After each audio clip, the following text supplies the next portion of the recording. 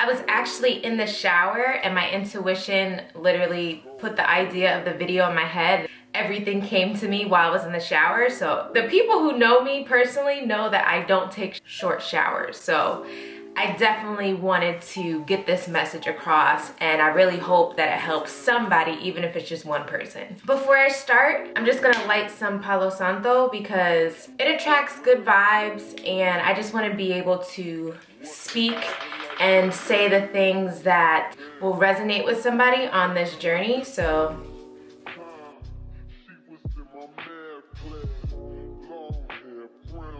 a little for you. Next thing is I'll have my cellulite on my lap just to ward off any negative thoughts or emotions or spirits. And spiritual stuff is usually, how do I say it? It's usually something that can be a trigger for some people. So I have this on my lap, and yeah. Today's video is gonna be the power of letting go, how I turn self-lack to self-love, self-worth, and self-value. These are like the important things to pay attention to when you're vibrating in self-lack. So the first thing is the food we ingest. You guys don't realize how powerful it is to consume the things that we do. My mom always said that alcohol are called spirits because they contain spirits. Some people are like, I get rowdier when I drink tequila than I do if I'm on vodka. When I'm on rum, I'm super chill, etc., etc. When we ingest liquor, that is like the thing that can contribute to the fact that your vibrations are so low. So the first thing that I gave up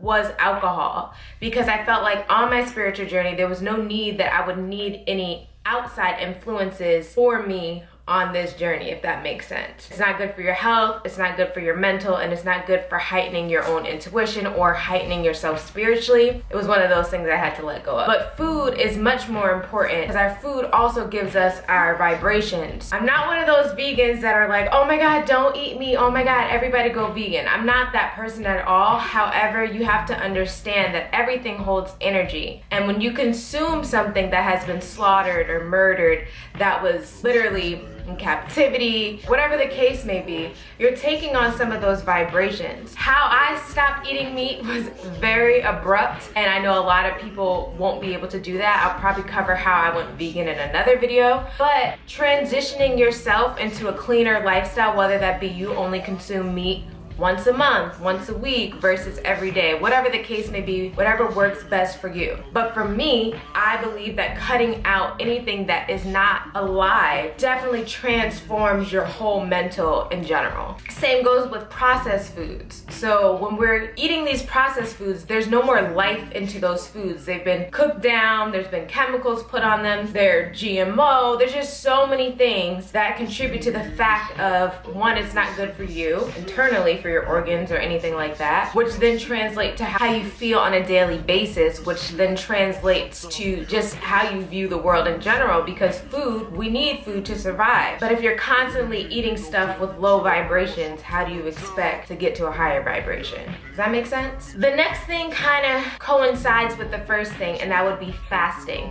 Before I start anything, at this moment I am not a licensed physician or doctor. However, fasting goes back to ancient times, and when I say fasting, I'm not just talking about fasting for food. I'm talking about fasting from normal things in our life. Fasting from music that you listen to, fasting from TV, fasting from your phone, fasting from social media. To me, it's important that you take time to stop doing these things, because these things are constantly influencing your thoughts, because everything that we see has subliminals. When you fast off of those things, you're able to get a little bit more mental clarity. Now, when it comes to fasting for food, I also believe that's very important, because then you're allowing your body to regenerate itself. It's not worried about digesting something. It's literally just worried about, how can I repair my vessel? By vessel, I'm speaking about your body. Fasting also has to deal with the daily stressors of life. A lot of people, especially Western civilizations, don't know the importance of taking time off of work. Now, I know we're all in our own financial situations, but you have to make time for the things that you want to do. A lot of times people ask me how I travel so much, but they don't understand the sacrifices that I make on a daily. I teach myself how to do my nails, I teach myself how to do my hair, I budget, and etc., etc. But then the people people who are telling me that they never can take vacations or don't have the money from vacations, have their hair done every 2 weeks, get their nails done every 2 weeks, etc., etc. So it's like you're gonna make time for the things that you want, and I choose to make time for those things by knowing when it's my time to say, I need a break from the real world. Because we all need to recharge ourselves. We recharge ourselves every night, but it's the same for even being awake. We need to recharge ourselves and be able to stop and realize all of our thoughts and process them. If that makes sense, I really hope it does. But taking time for yourself in vacation mode is a fast. Taking fast from people. We all know the quote, if the glass is empty, how do you expect to fill anybody else's cup? On the airplane, they say, put your mask on before you put another person's mask on. If you run out of oxygen and you're trying to help someone, how are you gonna help them if you never even gave yourself any oxygen? So the same goes for fasting from people, places, whatever the case may be. You have to know when it's time to say, I need a break from this person, I need a break from this environment, and I need a whatever from whatever. Fasting is not just about fasting on food. It's very crucial and very vital and very important. Exercise. Obviously, if you're eating better, you're going to start to look better. Your skin is going to start to look better. You're going to glow. You're going to feel better. You're going to lose weight, whatever the case may be. That helps raise your vibration. And then that kind of goes into the next one, which is exercising. Now, I know there's a lot of people who don't like the gym. Okay, but to me, exercising is not just about going in the gym and power lifting 45 to 100 pounds. Exercising is exercising just your body in general. Exercising to me is going for a walk in nature. Exercising for me is going in a walk around your neighborhood. Exercising for me is doing yoga, even if it's for 10 minutes. Exercising to me is practicing a routine that helps you feel better. For me, I did not start out liking the gym. When I started my spiritual journey, I actually hated the gym. I rarely worked out. I only worked out every now and then. I was the person who was going to the gym maybe 3-4 times a week. However, I was eating terrible, so there was nothing that was really showing that I was going to the gym. And then before college gym days, I was kind of just working out with my dad when he had the time for it. Middle school, high school, I was not working out. Went on a tangent there, but basically working out was just never something that was super important to me until I really started my spiritual journey. How I started was hikes. I didn't get a gym membership. I started doing hikes. I fell in love with it. I fell in love with the fact that 1, I was in nature, but then 2, it was just so calming, and 3, I felt better. I started to look better, and all those things helped me view exercising in a totally different light. After my walks, maybe, I don't know, a month of just walking, I was going every day, 6 times bare minimum, just taking the hikes. Then the hikes turned into, okay, well, when I get to the very top, I'm gonna do squats and I'm gonna do lunges and etc., etc. It just took off to be something that I actually enjoyed, and then I found the importance of exercise. Exercise helps raise our vibration. Next thing would be leaving relationships. Now, here's the thing. I'm one of those people, I love to hold on to family, to friends, whatever the case may be, because of time. That was my biggest thing before, it was time. However, now I've learned the difference between letting someone go because of toxicity and letting someone go temporarily. Letting someone go because of toxic behavior is very important, because sometimes you don't even realize the people closest to you or the people around you the most are who are draining your own personal battery. You have to be very mindful of the people that you keep around you, because there is something called energy vampires, and they will suck you dry, and you won't understand why you can never get out of the funk. So you have to understand that in order to go from self-lack to self-worth, you have to start looking at the people around you and how they view you. Do they respect you? Are they really for you? Okay, really think about that. The art of letting go is very deep. There's a lot of people who have a lot of trauma that don't exactly know how to deal with that trauma, and instead they inflict a certain energy on you, but it's not intentional. So it's because they're in lack. But then there's another type of person who is also in lack, obviously by spreading negativity or giving you negativity, whatever the case may be. But their trauma is a little bit deeper because they're intentionally sucking you dry. There's two different things. So those are the temporary ones right here where you might actually come back in contact with them. And then there's these toxic people who literally intentionally know that they're sucking you dry and they don't want to handle their own self-work, okay? You gotta let them people go. The next thing that I really started getting into was angel numbers. Now, the universe is a beautiful place because it gives us codes that we can decode. Now, everybody has their own views and beliefs. However, this is for me, and this is what I believe. Synchronicity is not a coincidence. When you're seeing the same numbers over and over and over again on a bus, on the clock, on a shirt, on whatever, there's a reason for that. And you need to start paying attention to those signs. If you don't know what those numbers mean, you can easily Google whatever the number is and then angel number. For example, 777, angel number. You can read a whole bunch of different definitions of what that means. Typically they're pretty much the same. And you take that and you apply it to what you're doing. If you're getting an angel number that's saying you're in the right path, just continue to stay focused, then you're doing what you have to do.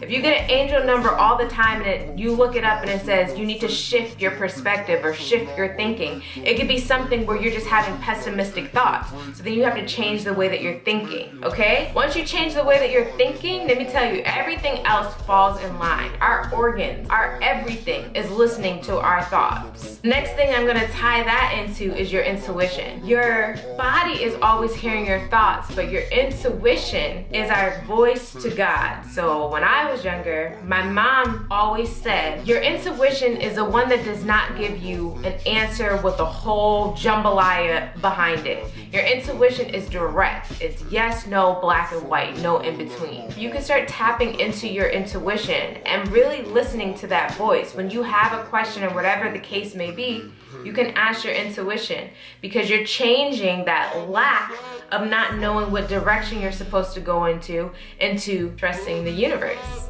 You see? And then that's my next one. When you realize that in order, and this is for the religious people, this is for the spiritual people, whatever. When you realize that if you have faith, there is no fear, let me tell you, your vibrations, your mindset, your environment, etc., will change because you have to know that everything in the universe is already meant for you. If you're meant to have a certain position or job that you think is yours, it's meant for you already. But if the universe does not see that for you, you may struggle with that. You may struggle and just don't understand why, you know? And it doesn't necessarily mean that it's not gonna happen. It just means that it's not happening in that moment and in that time. When you trust the universe, you're able to start changing your pessimistic views and opinions to optimism. Because if you have faith, again, there's no fear. So you're literally just walking in the path of listening to your intuition and listening to your body. The next thing that I want to go into is solitude. The importance of solitude. Now, I have been living on my own since I was since 23. And let me tell you, it's been the best thing in the world because I never quite understood it because obviously we have all the societal pressures of one, getting married in your mid-20s or, you know, why don't you have a child or whatever the case may be. But I truly believe there's no reason for me to bring a child in this world if I don't personally know who I am. How can I know who I am if I never take the time to be alone and ask myself inside, who are you? What do you like? What do you dislike? What brings you joy? What brings you sadness, etc.? If you're always around people and you're always around different environments and different energies, how are you ever really taking the time to tap into yourself? Spending time alone is very important. Now I know everybody can't live by themselves. I get that. But you need to devote some time to yourself. Whether that be you come home after school or work and you say, all right, 20 minutes of this time is for me. Whether that be meditating, whether that be journaling, whether that be writing poems, You take that time for yourself every single day because you must tap into who you actually are as a person. When you tap into who you are and the things that you like, the things that you dislike, you know when to say yes and no to people. You know how to proceed with your life. Even if you feel doubtful about something, you come back full circle because you know that the universe has you. So, solitude, my friends, is nothing to fear. Basing your life on societal norms is no way to live because you will bring yourself misery that way. You are where you're supposed to be, and you have to know that. There is value in knowing that you have a purpose here, and you can find that purpose. And a lot of times, I always say, and I pay attention to my friends' children, because who children are is who they actually really are inside. If there's a child that's singing all the time, dancing all the time, and I'm talking about my sister, as a kid it annoyed me, but it makes perfect sense as an adult because that's who she was. That's what brings her joy.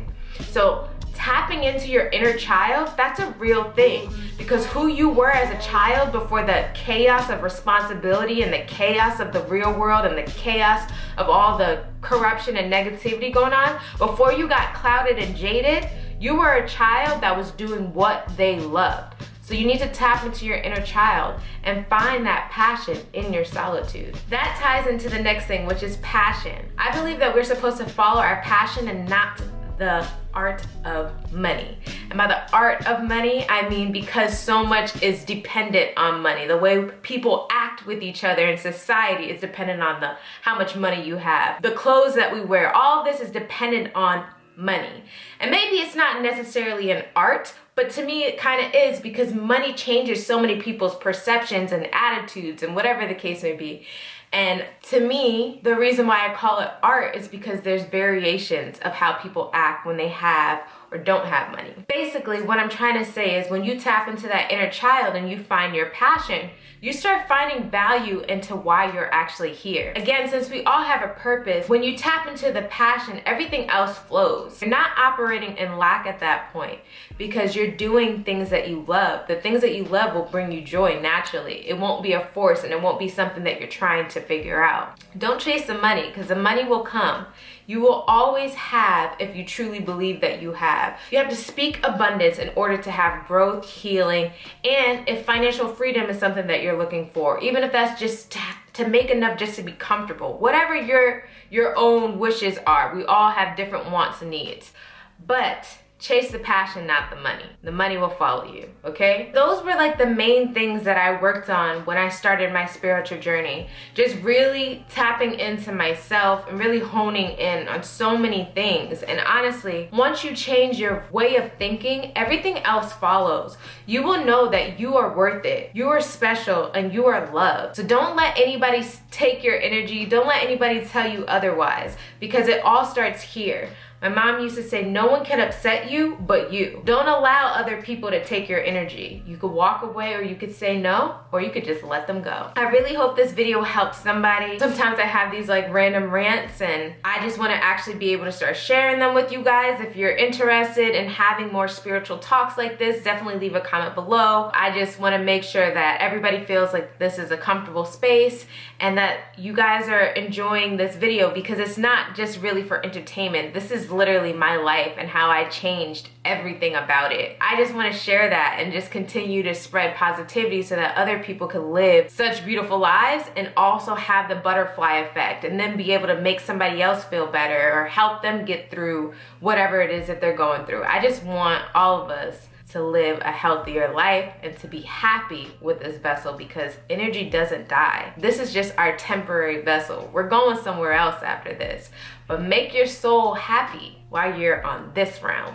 So I hope you guys enjoyed this video. If you did, don't forget, I hope you guys liked this video, and if you did, don't forget to give it a thumbs up, share it with all your friends, and if you want to keep up with me, don't forget to follow me on Instagram at iamLindaElaine, Snapchat, if anybody's still on it, Jamexican Beauty, and if you want to follow my spiritual IG, it is Positive Light and Blessings. That's where I will be doing more of my spiritual content on Instagram. And yeah, I hope you have a marvelous day or night, whatever time it is. And I really hope this video was good and that you took something away from it, even if it was just a sentence. And yeah, bye guys.